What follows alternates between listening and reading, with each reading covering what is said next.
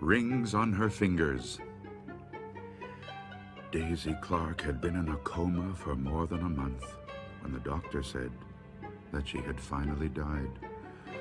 She was buried on a cool summer day in a small cemetery about a mile from her house. "May she always rest in such peace," her husband said.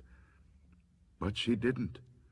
Late that night, a grave robber with a shovel and a lantern began to dig her up. Since the ground was still soft, he quickly reached the coffin and got it open.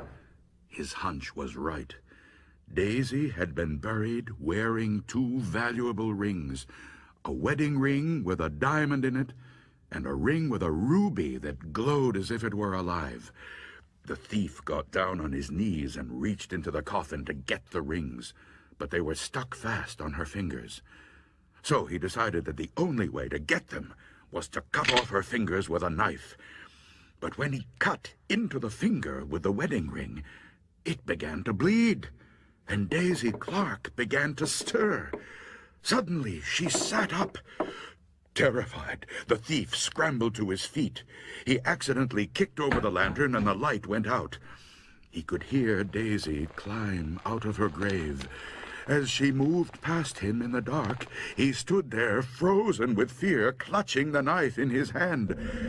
When Daisy saw him, she pulled her shroud around her and asked, "Who are you?" When the grave robber heard this corpse speak, he ran.